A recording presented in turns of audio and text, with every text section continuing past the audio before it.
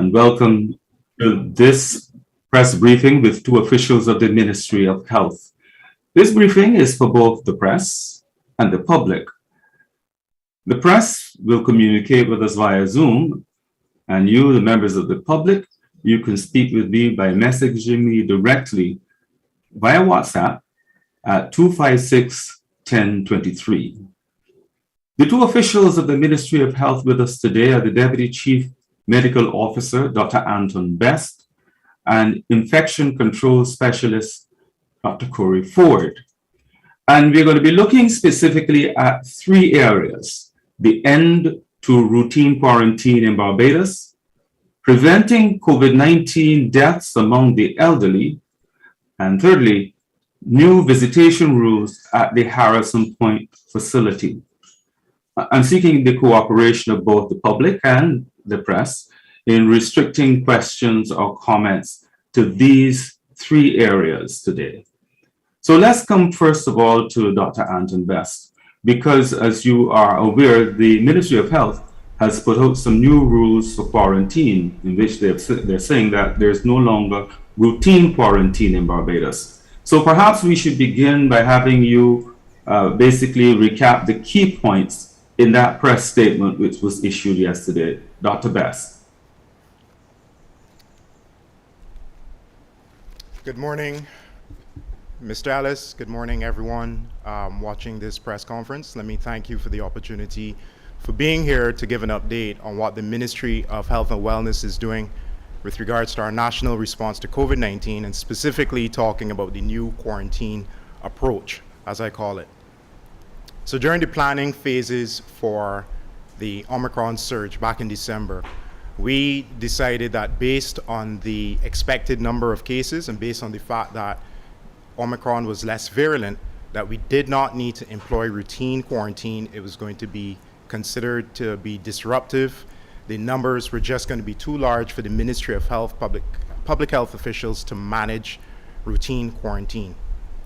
So we took the science into consideration, once again repeating that the strain is more infectious, but it is less virulent or less dangerous. So we do not recommend routine quarantine, but this process needs to be managed by public health officials. So the other thing that we did is that we reduced the period of quarantine from 5 days, if there's testing involved, to 3 days. So if a person is exposed to COVID potentially, we can test them at the time that it is brought to our attention with a rapid test. And after 3 days, we can do a PCR test to make a definitive determination that they did not, in fact, acquire COVID. So that's the other change that was made in terms of the length of time of quarantine once testing is involved. So there are some circumstances in which we would still employ quarantine. And those circumstances would be if you have a caregiver of, say, a child or toddler who is the positive case, the caregiver cannot possibly physical distance safely from that child, so therefore they need to remain in quarantine. Or if it's a caregiver of a dependent, such as an elderly parent. In those circumstances, we would quarantine.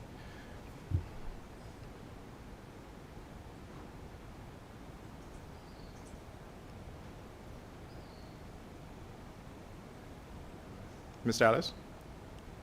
Yes, sorry, my apologies. I thought we had lost contact. No, a major question which I expect many of the people, even the press, will have is this change. We've heard so much talk over the period that we've been fighting COVID. We talk about the whole idea of staying with the science. Yeah. So explain for us to what extent this is consistent with the science.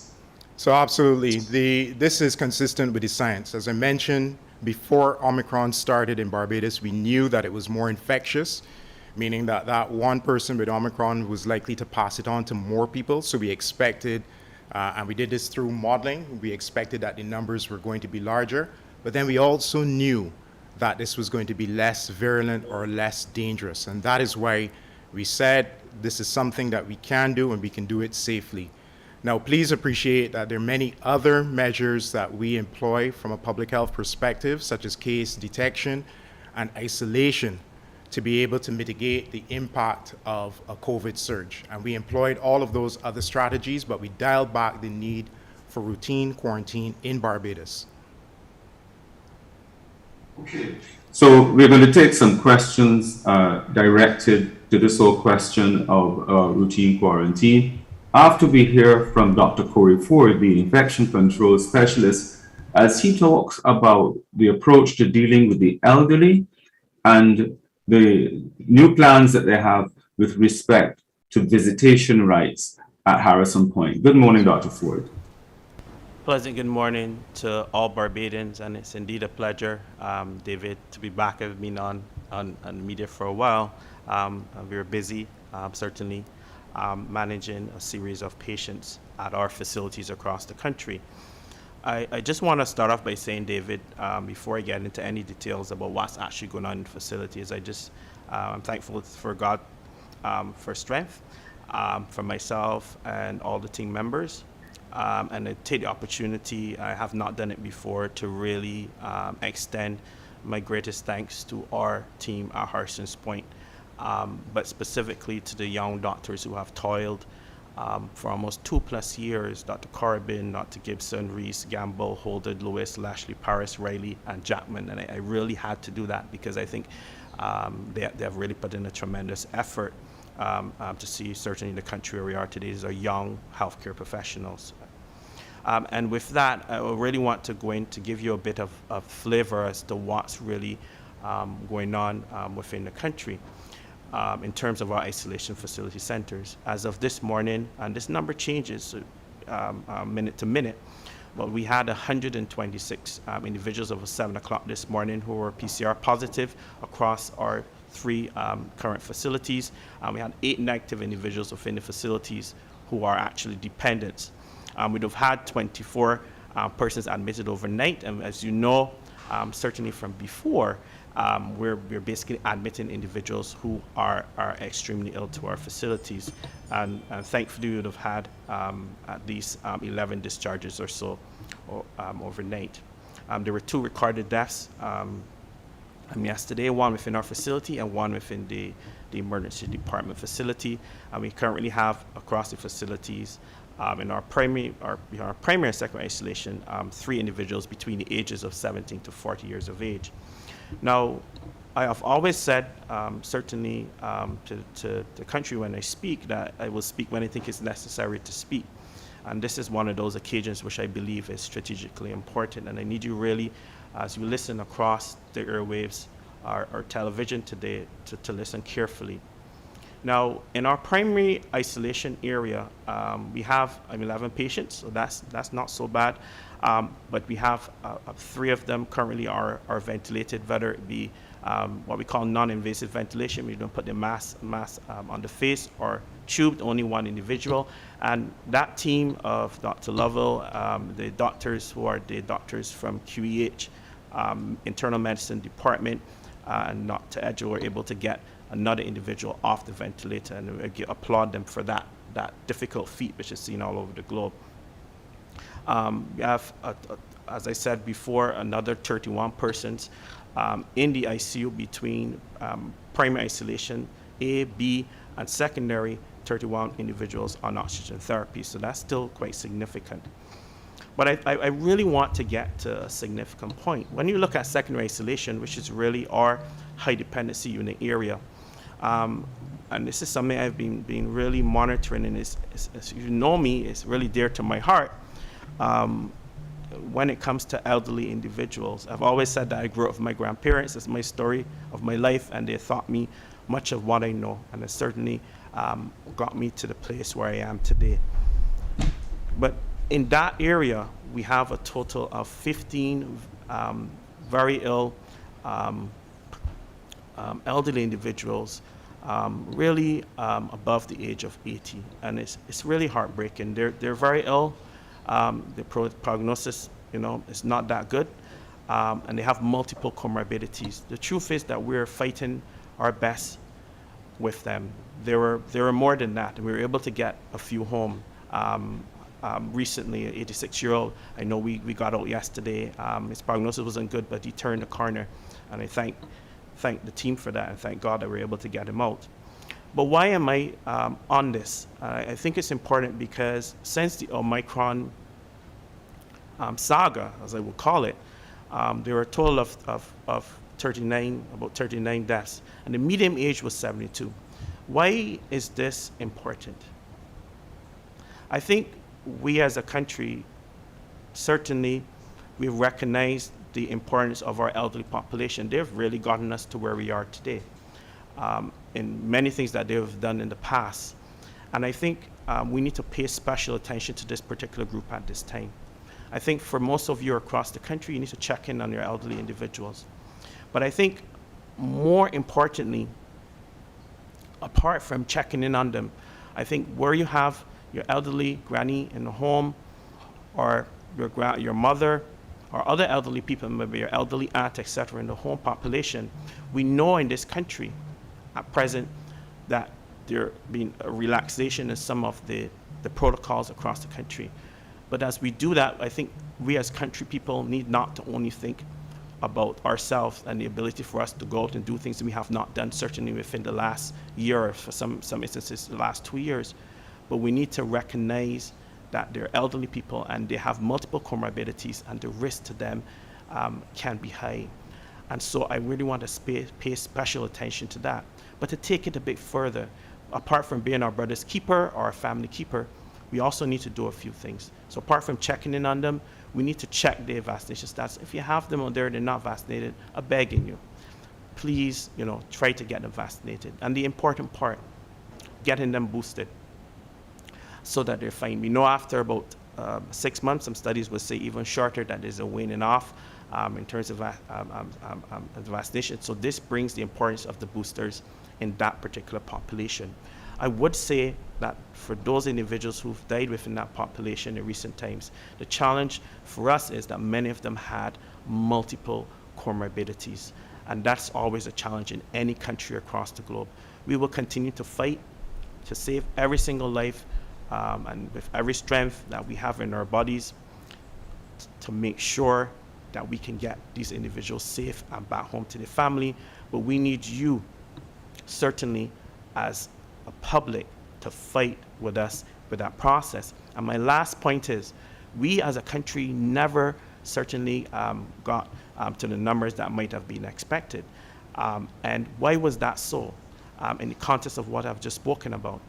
Good governance, protocols which were in place, but I think sometimes we don't give the public the credit that I think they're due. And I just want to tell the Barbadian public today that I believe as well that a lot of the outcome which we've seen, certainly with the Omicron outbreak, which did not look, certainly in most cases, like the rest of the world, it was because of you and the sort of efforts that you've put in. Barbadians are knowledgeable people.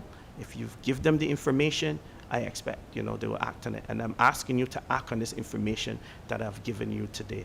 So congratulate you for your efforts, certainly in the fight in the pandemic. And I really want to encourage you to continue to follow the protocols which are set in place so that we continue on a smooth journey as we go through this storm. Thank you.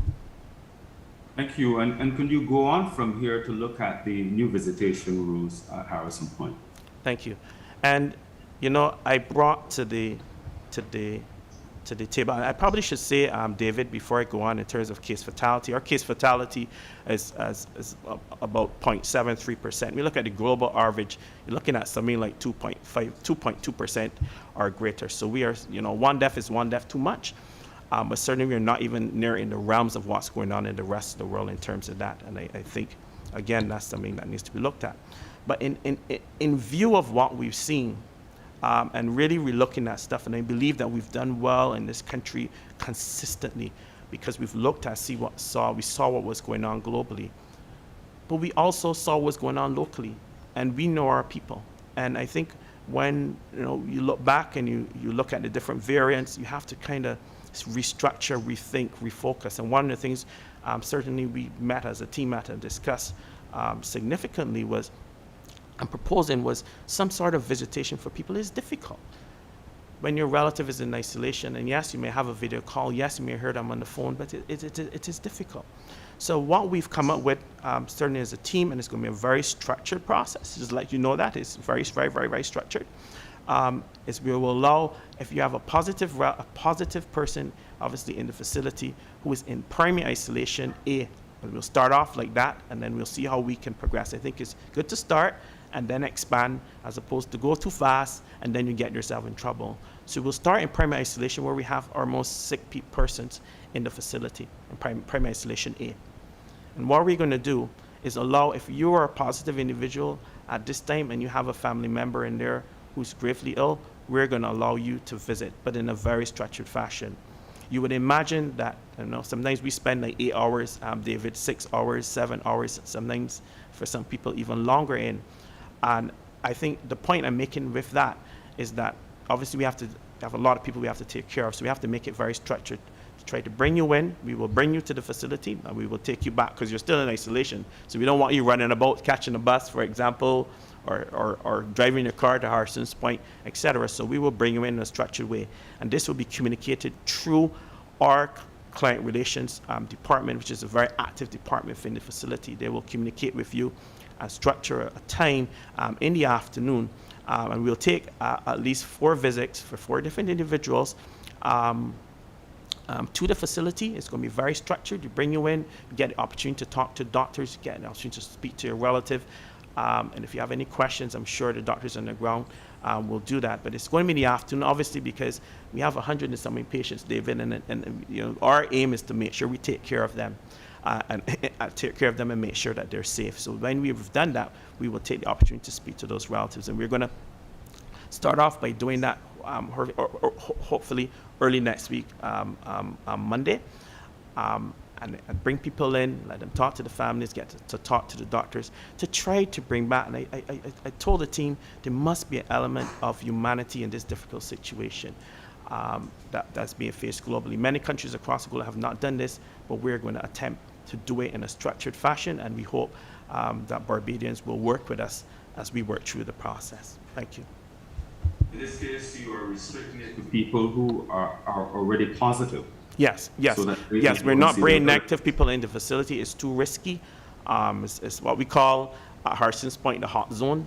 So I think it'll be very risky, and I think I've always said before, there are 2 things that I always live by. I wouldn't want to do something for myself that I wouldn't want, someone else to experience. So I think we're trying to do it safely, and we'll look at how it goes. And maybe that might change, David. But I think we start here, and then we see how it goes. I think the element of humanity and this particular Omicron outbreak has to change. If I looked, and I would probably never try this one in Delta, because Delta was very tricky, and people could get very sick, and you really don't want to take that risk. For Omicron, the person is positive. I know now from international data, risk of reinfection and this causing trouble is much less. But for some of the other variants, it would have been challenging. So I think it is time that we certainly move to this particular event, and why I really push you to know I really push this, and for concern for the average Barbadian. Thank you. But what more can you do for the person who has a relative at Harrison Point but is not positive? That person is negative and has the same desire. How much more can be done for them? I think we have, and I've always said, and I'll say it again today, a very straightforward fellow. I think when this first started, it was a rocky road, David.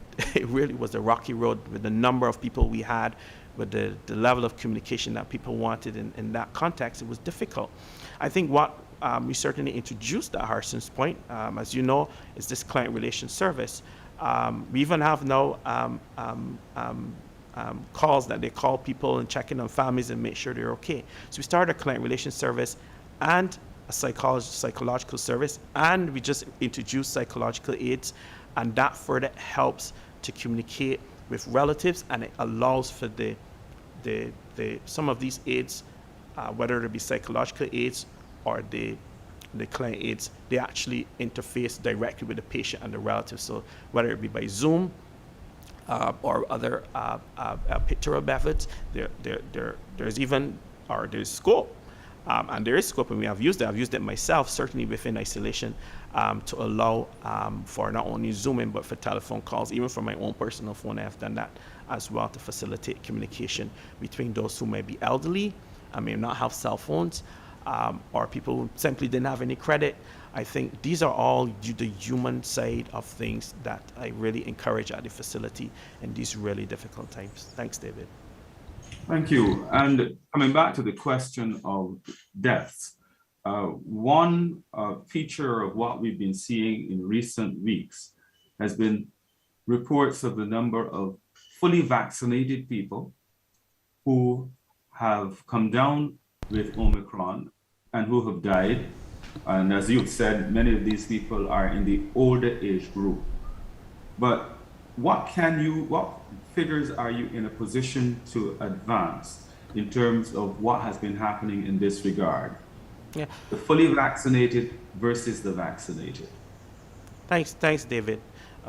Interesting question. But if you look across the whole pandemic, I mean, our median death rate was about 70 years of age. Somewhere we started with as low as 12 all the way up to 104 years of age. And if we look at the Omicron, I said there were 39 deaths, but I think everybody who's listening to me today will well know the large amount of people in this population who've been certainly being positive. And if you do a fraction of that on that, you'll see that, that is extremely low. The median age of that was 72 years of age. And of that population, there have been, of 39, there have been 8 fully vaccinated individuals and 1 partially vaccinated. But what I would say with regards to that, and I think this is very important, and I did mention it, and I'm going to hound on it again, and it is that, yes, it's okay to have your 2 shots, but it's also strategically important that people be appropriately boosted. So I think a lot of Barbadians would have brought granny out, or a great aunt out, or my own granny out, to get vaccinated, or maybe an adopted granny out to get vaccinated. And they get vaccinated, they get the 2 shots, David, but somehow they've not made it back for their booster. But we know certainly that after starting about 3 months, that is a waning. So one of the key things is to get those persons vaccinated. But I'm going to tell you the other key point. The other key point is, despite being vaccinated, yes, we acknowledge you can get Omicron. But I think the point here, which I think is strategically important, is if you have your elderly grandma, your great aunt, whoever at home, is if they're ill, bring them early. This was one of the challenges we saw among this population of deaths. So bring them in early. You might not want to bring them to Harson's Point, so we created an avenue for you. So these assessment centers where you're not sure if granny may have diarrhea or she may have vomiting, you bring them in for assessment. Don't wait till they're late. And I would tell you, I know my granny. Straightforward. If I told my granny, listen, you need to go to the doctor because you get this sorted out, she probably will tell me, I ain't ready to go to no doctor, I'm going to be fine, I'm going to drink this, I'm going to drink that. But I'm telling you to encourage them to get assessed so that they don't end up in a situation where they present, for example, to the emergency department too sick and too far gone. It makes it really, really difficult for us. So encourage them to come out to these assessment sites. If there's anyone is unsure, get them assessed. We'll do what we need to do. If they need IV fluids, we'll give it to them. If they need antibiotics because they have an intercurrent infection, we will do that for them. If they have problems with their diabetes on top of COVID, that is a challenge, we will fix that. And even if blood pressure is low, we will think that if they need a hug and a level of caring, we will do that as well. And we have done it throughout the whole pandemic. So I just really want to say that those 2 key points, get granny boosted, get auntie boosted, get uncle boosted. And if you ain't sure and they have COVID, get them evaluated. This is what these isolation facilities outside of Harson's Point are about: identifying people that can get in trouble and preventing them from getting to that point. Like I said before, and it's dear to my heart, that many of these individuals have done a tremendous amount of work for this country, whether it be domestic work, cutting in the cane ground, working in some of the most strategic areas in this country, whether it be tourism, and so we need to defend them. And we are all, as residents of this country, need to protect our elderly. Thank you. So, Dr. Forde, as COVID advisor, one of the things that I've noticed is that there is a creeping sentiment among some. I can't say whether it's a majority. I doubt very much it is a majority. But I think a significant enough minority of people that I hear with the narrative that says, look, the fittest will have to survive. The elderly, if a person is 89 and 90 years of age, they could as well go long. We really should not be held back by these people. You put this within the context of the contribution that they have made in the past, but there's no focus really on what contribution they actually make to the lives of the people that they are with. And there is an underlying assumption that when a person hits 89 or 90, that person is a burden to whoever they're living with. And I get the sense that the country needs to engage in a discussion on this aspect of it.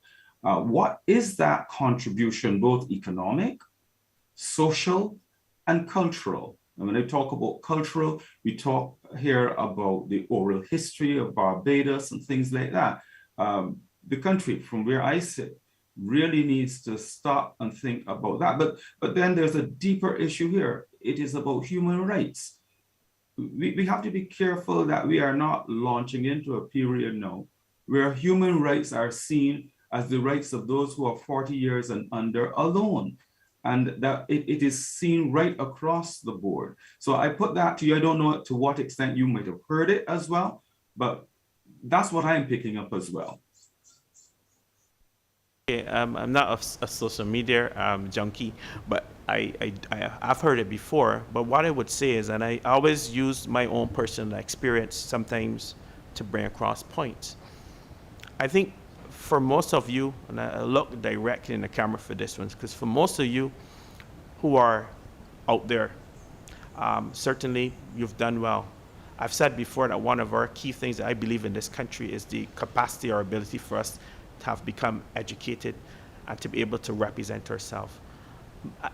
I would chance to say that almost 80% of the population, whether 40 or above as the number you gave just now, that percentage of individuals had a major influence from your grannies.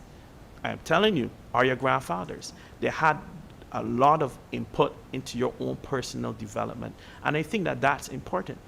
But I also think from going around and talking that I think we cannot lose this population of individuals to this, and I'll tell you why. I spend a lot of time, apart from doctoring, walking around the facilities and talking to many of these elderly people, some who are very ill.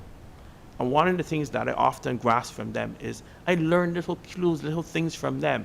And I think that we need, as a country, to look at what they can offer, even at their age.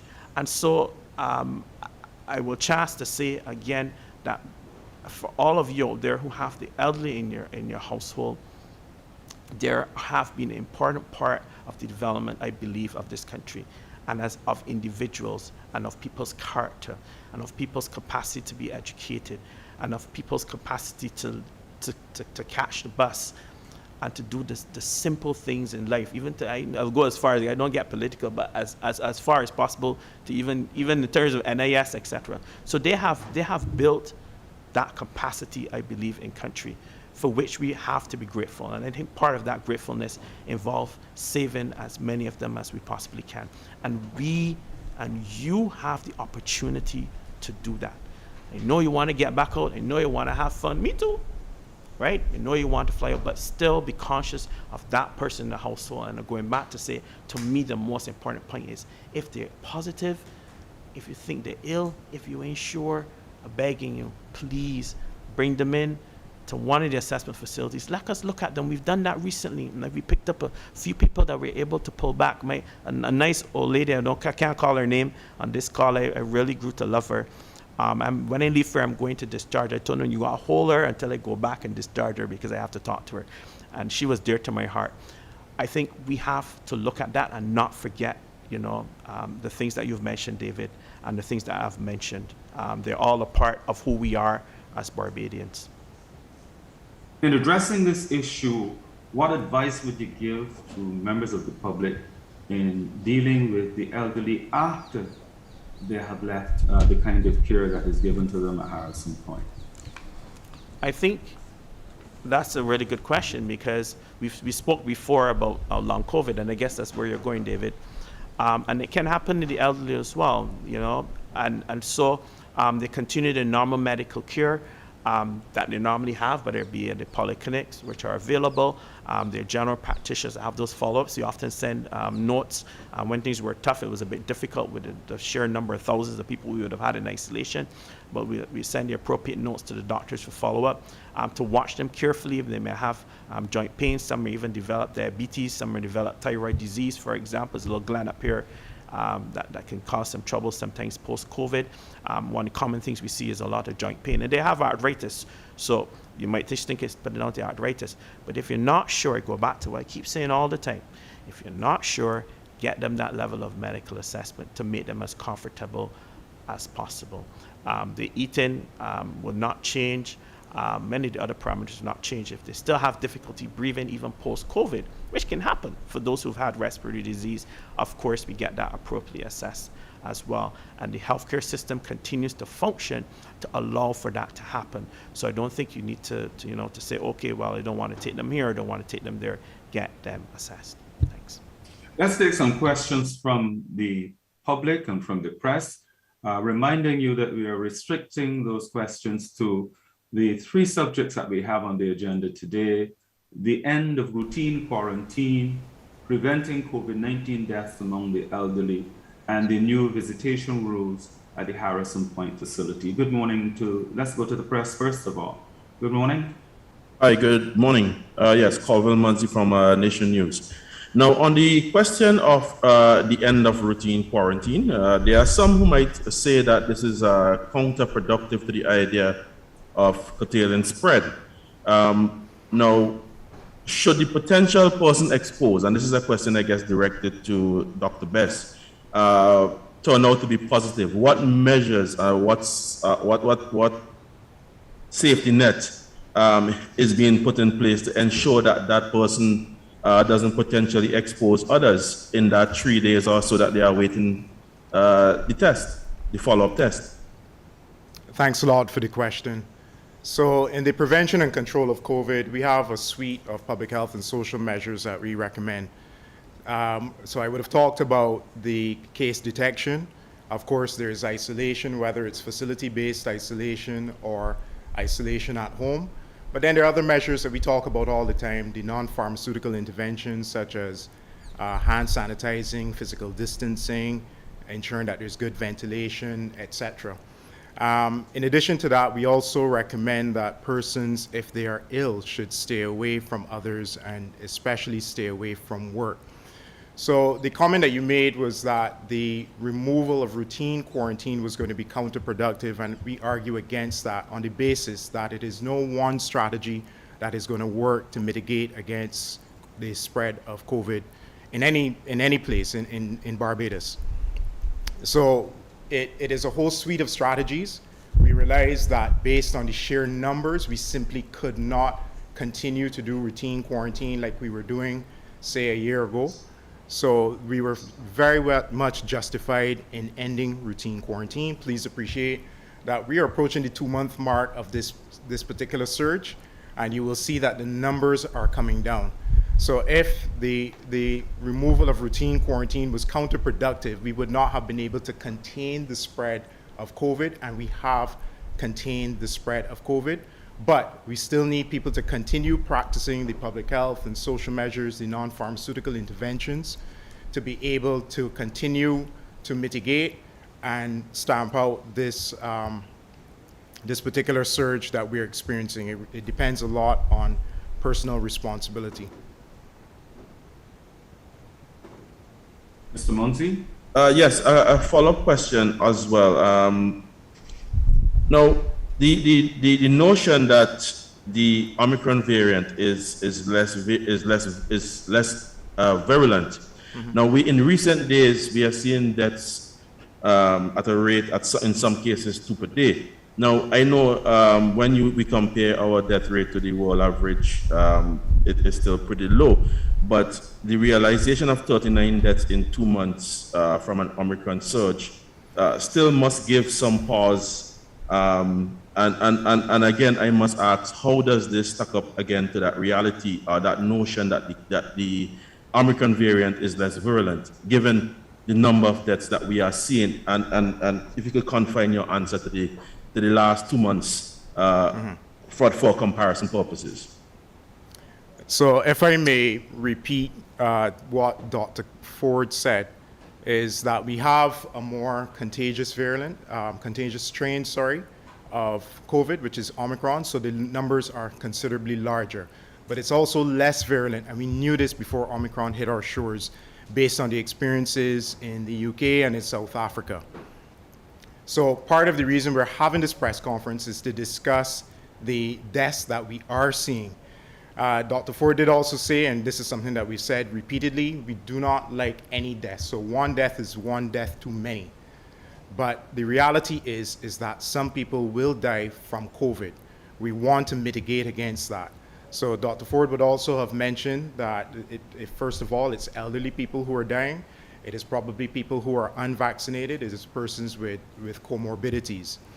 The other thing that we have noticed is that people are coming in for care late, and that is problematic. So the earlier you come in for care once you've been diagnosed with COVID, or if you have symptoms in keeping with COVID, that increases the likelihood of survival, increases the likelihood of success for the interventions that are required.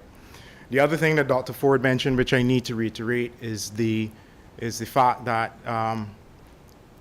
vaccines make a significant difference. So we're encouraging people to get vaccinated if you haven't been vaccinated. And if you have been fully vaccinated and more than 6 months has passed, we really recommend you to come forward and get boosted. So this is a message to all persons in Barbados. This is a message that we want the persons listening who are not yet boosted to come forward and get boosted. We also want persons to encourage their peers, encourage their parents, encourage their grandparents, encourage persons in the community to get vaccinated and to get boosted to reduce the likelihood of an adverse outcome such as death due to COVID-19. Dr. Forde, there's a question here referring to your mention of assessment centers, and they want to know, where are these assessment centers? That's what this questioner wants to know. And thanks, Dr. Best, for taking that question. It was a good rehash of what I've said. That was like a summary. Thanks for that. Right, so these assessment centers, and they're not walk-in assessment centers, so you have to call through the operations center or through the home isolation team, or the general operations center. Which basically coordinates all of these centers and everything across the country, and then they will instruct you to come in to be seen. So these centers are, one is at the center in Belleville, the 4H Hospital in Belleville, and then in Mangrove, St. Philip, which has a much larger capacity. And the original plan was to try to service, certainly in Mangrove, people within that area. We've had people within that area itself actually come in and be assessed, and we kept it. A few of them were able to treat and discharge or advise and send back to their families. But that's in Mangrove. St. Philip is at the Barbados Workers Union Labor College, Barbados Labor College. And we have a full hospital system set up there. So to give you a good idea, so we have a 12 assessment bed unit. We have a 6-bedded high dependency unit set up just in case someone turns up very ill, as they did last night. One individual was transported to Harson's Point this morning. And we have another 32, close to 40 beds available for individuals where we can give IV fluids and treat nausea, diarrhea, and severe vomiting, which in this particular part of the pandemic we've seen associated with some what we call renal disease. So for simple Barbadians, your kidneys not working too well as a result of all the loss of volume in the body. So we try to pull that back early. If we do this early, Mati, if we do this early, what we avoid is some of the long-term issues that we can be faced with, the kidney problems, etc. So this is important. David, thanks. Let's take another question from the press. Good morning. Hi, good morning. Marlon Madden, Barbados Today. I want to start with getting some clarification on the issue of the visitation. I'm trying to figure out, are we talking about people who are positive who want to visit a loved one in the facility, or is it open to anyone? And could you shed some light on how this visitation will be done? Let's say I go there, and will I be put, will we be talking through a wall, through a glass? What will happen? Marlon, thanks for the question. I'm just going to repeat it a bit. I think I mentioned it earlier, but I'm going to clarify it for you, just in case you didn't understand. So we said before it's going to be structured. So I believe, and team knows, structure is important. If you don't have structure, people will perish, right? So structure is very, very important. And we've said before, we're going to have at least 4 visits of 4 individuals per day, and we're going to have 1 slot left for emergencies. For example, if people are already on a visitation schedule, but somebody deteriorates and we really want to get that family member in, then we will go by that mechanism, adding that person into that particular slot. The plan is at present, it's very simple, nothing complicated. If you are positive and you have a positive family member in the primary isolation A, notice I said primary isolation A, this is where we have our illest individuals at present, and this is how we will start and probably expand. And as we expand, we'll let you know. Those individuals, families will be contacted, so we're not bringing 5 and 6 individuals at a time, but certainly 1 or 2 individuals who can be identified by the family to come in, and we will collect you.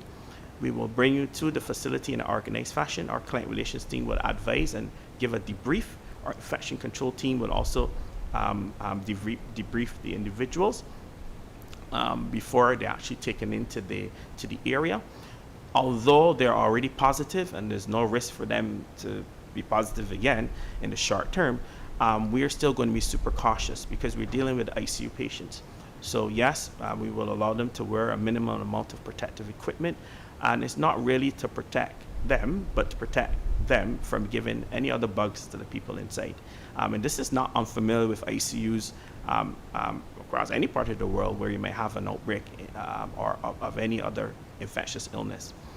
So we'll walk them through the process. We'll explain to them what they cannot do. And this is all very important before they go in, and we will set up.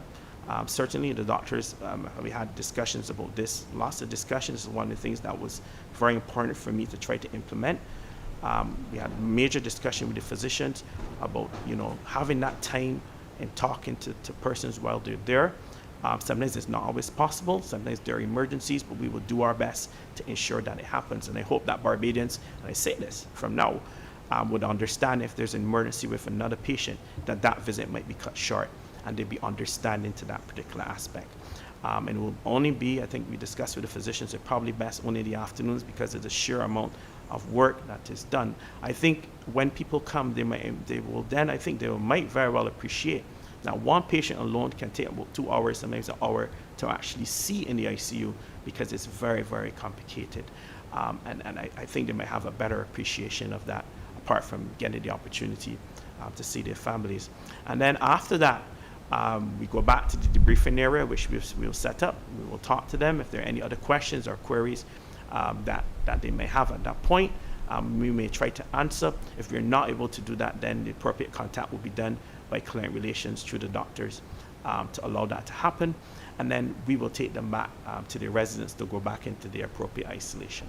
So I hope I walked you through a bit from top to bottom. But because that happens, it does not mean that I think one of the things I really think on is as best as possible, allowing for people to still communicate with their family. So even though that may happen, Marlon, I will still push for the psychological services to maintain the psychological aid, which is a new aspect to Harson's point, to be maintained. and the client relations aspect to be maintained. I would want to shout out our client relations team, Dr. Ray Carbon and Mr. Nicholas Eiffel, who've worked, I think, very hard in this aspect and trying to improve it across the facility. And I think here within is another opportunity to continue to improve that relationship between the average Barbadian and the ill relative who's inside, whether they're able to speak or whether they're in a ventilator and they're not able to do that. So people appreciate how ill their relatives are. I know it's been difficult over the last 2 years. The norm of going in to visit people has not been there, but we will try to change that in this particular aspect. How successful we are always also depends on you and how you cooperate with us as we go through a difficult process. Like I said, when you're starting something new, I always tell the team this, when you're starting something new, sometimes there are hiccups, sometimes there are difficulties, sometimes there are challenges. But the only way you're going to get past the difficulties and challenges is to actually try. Identify what the issues might be or the challenges might be. And if we can identify that, we can fix it, we can perfect it, then we can expand the capacity to do that, and maybe even look in the future to doing it on even a more expanded basis. Thanks, Marlon. Marlon Madden has a follow-up question. Yes, this is in relation to something else that you mentioned, Dr. Forde. You're urging Barbadians to check in on the elderly and taking care of them. And notwithstanding that we've been doing a very good job at the facility, at the Harrison's Point facility, there have been some complaints about ill treatment of patients. The patients are not satisfied with how they're being treated. Some of them are unable to shower properly or move about easily. What's the level of frustration like among staff at this point? Okay, Marlon, answer. You started with a premise, right? But I always say this. I always say this to every Barbadian. I say this: where there's a problem or a problem arises in the facilities, I always tell the team, do not get defensive. Our responsibility is to fix issues and to improve things, and we've done that. I think we've not heard the large amount of complaints about many different issues within the facility, Marlon. I don't know if you're still hearing them, but certainly I'm not. As we've had in the past, we've had challenges, yes, but I think the strength in a program or the strength in a facility or the strength in management is identifying what those problems are, Marlon, and fixing them and finding amicable solutions for a difficult situation. There is no country, Marlon, none, in the globe who managed COVID with perfection. None. Those who had money, those who didn't. Those who had 20 patients, those who had 20,000 patients, 30,000, 1.7 million patients. And they all struggled. So we recognize that these were difficult times. So way back when, and I'll take you back in time, Marlon, take you back in time to Delta, when we had hundreds of people in isolations, and at some point, thousands of people in isolation, there were challenges. And I think at every corner and at every point that the staff tried to do their best.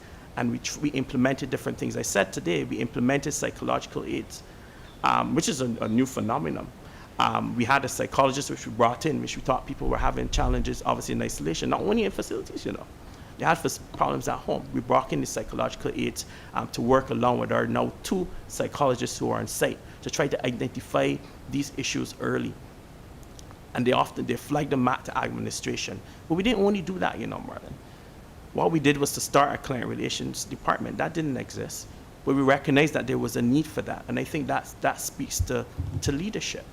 So you started a client relations department, but then there were only 2. So we said, no, that can't happen with thousands of people and hundreds of people.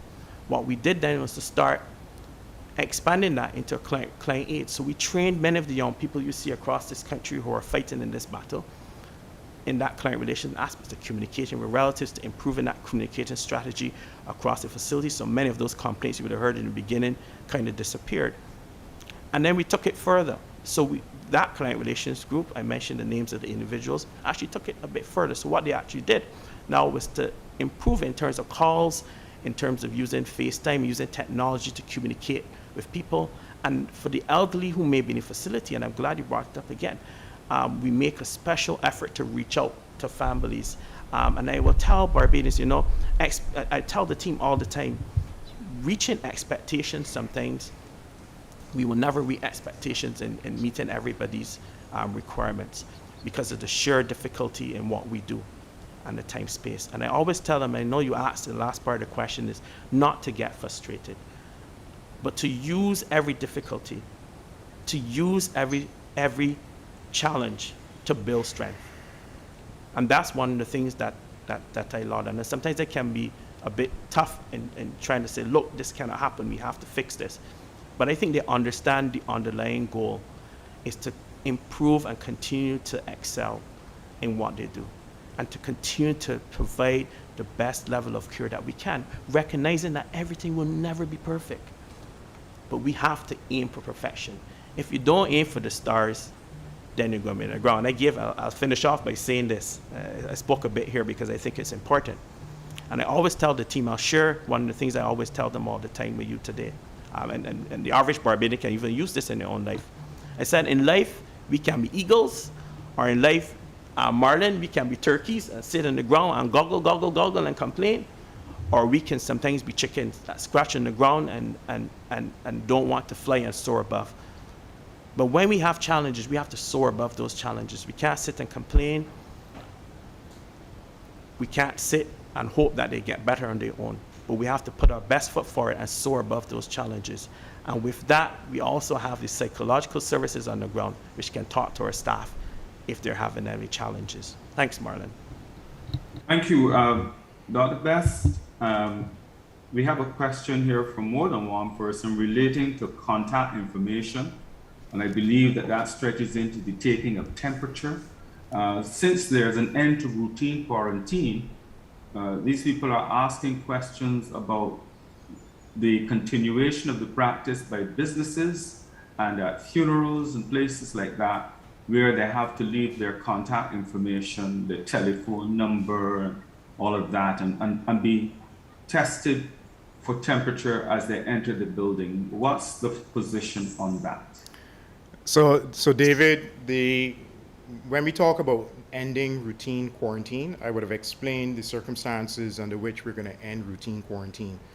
The question that was posed is peripheral to the discussion on routine quarantine, and in fact is being addressed in the directives that come out. And I believe that the next set of directives are due in just over a week, about a week and a half actually. So those specific requirements of organizations, of businesses will be addressed in those directives. This is not touching those specific interventions that are articulated in the directives. This question, I believe, was touched on earlier, but it may be worth repeating. Sure. If an employee tests positive, are they to come to work since quarantine is not necessary? And during the 3-day period between the rapid and PCR test, is the employee supposed to be at work, seeing that the virus can be transmitted during that period? Okay. So, David, that's an excellent question, and perhaps in my opening presentation, I should have made those areas clear. I also should have explained the difference between quarantine and isolation, because based on some comments that I'm getting, people are actually conflating the two. So essentially, quarantine and isolation seek to do the same thing. It seeks to keep people away from others.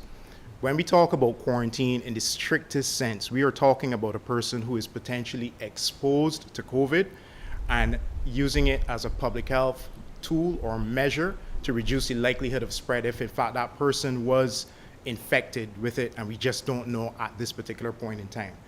Isolation, however, is when we know of someone who is diagnosed with COVID-19 for sure.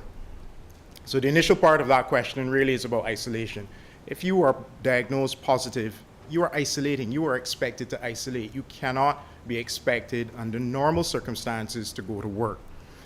So let us look at the scenario in which you have someone who has been potentially exposed there, so their primary contact, what happens in terms of them returning to work. If that person needs to return to work, and that is going to be the case in many circumstances, you need to do a rapid test. The rapid test, when you find out about that person, is going to tell you if that person has COVID and if that person is infectious. So just because that person is a primary contact, it doesn't mean that they definitely did not have COVID. In terms of the index case being found first. So yes, you would have made the diagnosis in somebody else, but it doesn't mean that the person that is coming to you could not have been the index case in the first place. So that is why it's important to have a starting point. We've shortened the quarantine period. So the quarantine period is after 3 days, you will do that PCR test to determine if, in fact, that person was exposed to COVID and has converted. So at the end of that period, the PCR test would definitively tell you whether or not that person has COVID. What happens in the intervening 3 to 4 days is that that person who is returning to work has to adhere to all of the measures that we have been talking about for the last 2 years. So they have to wear a mask. They have to sanitize their hands, whether with alcohol-based hand sanitizer or hand washing. Ventilation is also a key non-pharmaceutical strategy, and physical distancing. So all of the protocols that organizations and businesses have in place have to be adhered to as strictly as possible to reduce the chance. The other thing that we would tell the person who has returned to work is, hey, if during this time you start to develop symptoms in keeping with COVID-19, please alert the public health official or please go to your nearest testing site to be tested, or alert the person who is managing you. Another key point, and I did state this earlier, but I'm going to state it again, this process has to be managed by public health officials. So the public health officials that I'm referring to are the polyclinics across the island. They have to guide this process. Persons also have access to the Ministry of Health headquarters through the COVID hotline. They also have access to the other public health officials who are based centrally at the Ministry of Health to get guidance on this particular issue. This person writes that, bearing in mind what Dr. Forde and Dr. Anton Best said with the need for boosters, why hasn't the data on the booster status of those dying been issued? People out there are saying, if these people who died are fully vaccinated, what is the point of getting vaccinated? I'll take that question first before I hand over to my colleague, Dr. Forde. So the question is asking, why have we not presented data on persons who've been boosted? I am sure that data exists. It needs to be analyzed. However, going back to what Dr. Forde presented when he talked about the total number of deaths, we see that the lion's share of the persons who have died from COVID have in fact been unvaccinated. Okay, so yes, people can still die with COVID, and we would have talked about not only today the reasons why people die. The vaccine certainly is not foolproof. It only reduces the likelihood of death. It does not totally eliminate the possibility of death. So I take the point that this is data that we need to analyze in terms of persons who are boosted and in terms of what is happening there, but the scientific evidence otherwise or outside of Barbados is telling us that boosting works. Once again, boosting occurs in a person who is fully vaccinated and has gone 6 months beyond the being fully vaccinated, or the second dose in most cases. That is when the immunity wanes sufficiently and boosting makes a significant difference. So the Ministry of Health and Wellness is highly recommended that persons be boosted to once again reduce the likelihood of severe disease and to reduce the likelihood of death. Another question from the press. Yes, hi, good morning again. Given that and this is a question for Dr. Forde, the epidemiological manifestations of both the Delta variant and the Omicron variant differ, the persons that are getting sick right now, are they still presenting with upper respiratory issues? Or are we having a case of, how many, because I know originally with the advent of Omicron, there were concerns of kidney issues and so on. What exactly is the majority of persons that are getting really ill coming down with at this point? Monty, for that question. I think I answered it before when I started, but again, I'll go back. Right. So as I said when I first started, that we have about 31 of these individuals on oxygen. I think what you need to remember, Monty, and I said it in the beginning, we have 126 patients, right? We are only taking people who are red, so people who have severe to critical illness. So the majority of people who may have a little bit of diarrhea, a little bit of sore throat, a little bit of vomiting, a little bit of cough, a little bit of what they think might be sinusitis, are actually at home. The people who were admitted to our facility, for most part, some social cases we have admittedly, the most of those individuals are ill.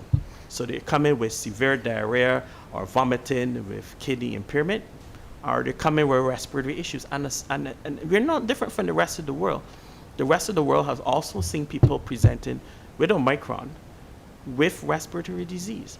So it is nothing abnormal or different to have people present with respiratory disease. Remembering again that the majority are actually not presenting with that. The majority are actually at home. So we will have a percentage of people who, within your own population, will present with respiratory disease, as we may see on occasion. Like I said, we have about 31 persons on oxygen.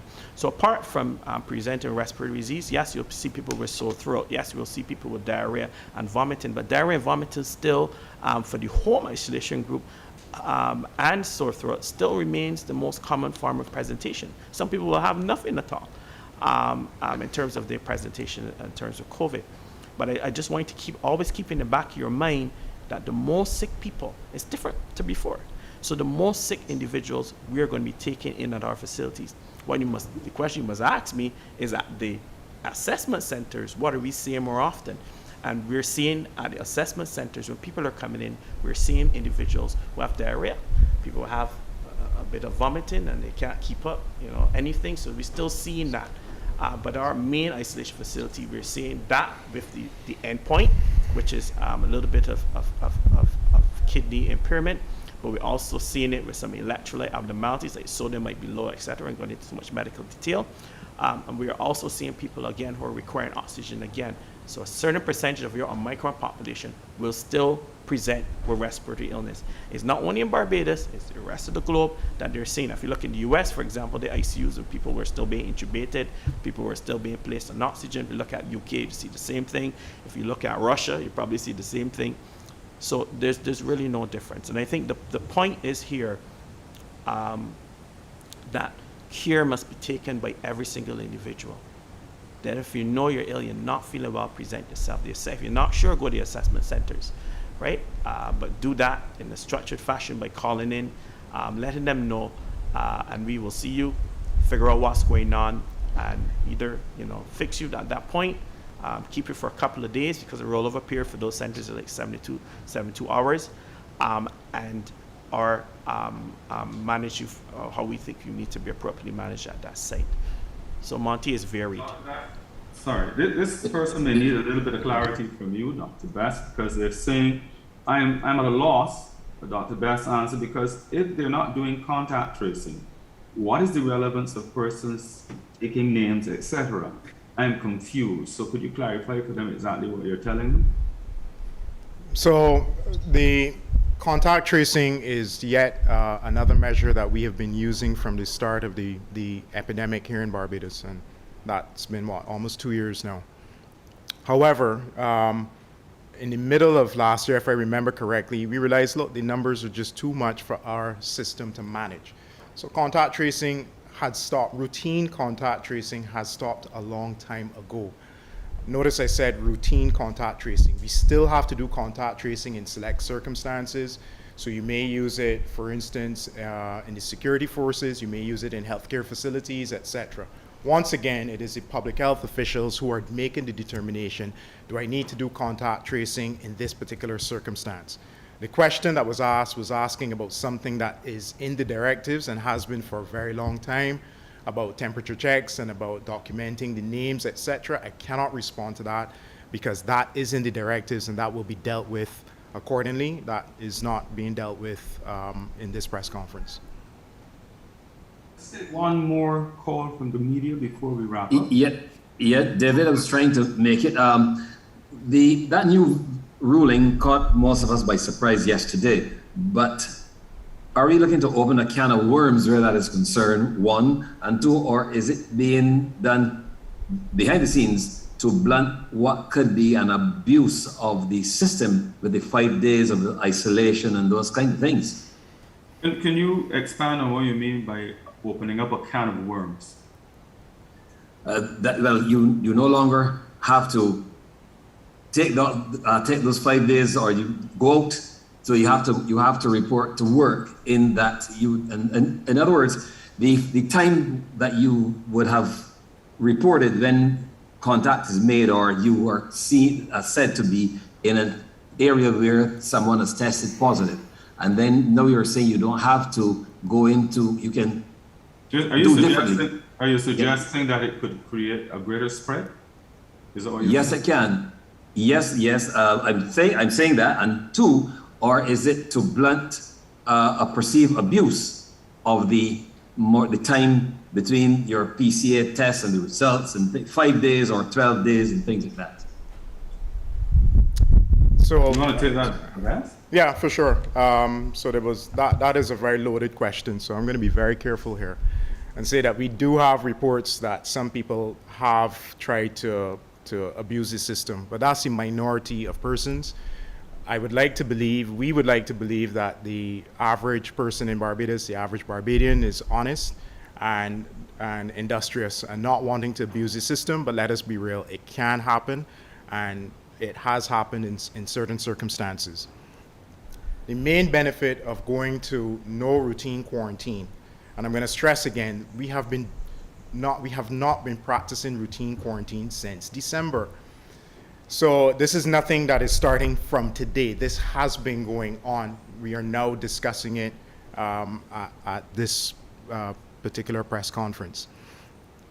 The no routine quarantine was decided based on the fact that the numbers were going to be extremely high, and it was going to be very disruptive to businesses, organizations, institutions. If every person who came in contact with a COVID positive case was to quarantine. Just a couple of weeks ago, our isolation numbers were up to 12,000. If you take each of those 12,000 and say they probably had contact with a minimum of 4 people, just do the maths. So we're looking at quarantining 50,000 people at any given time, and it could be higher than that. We recognized a long time ago that it was going to be too disruptive.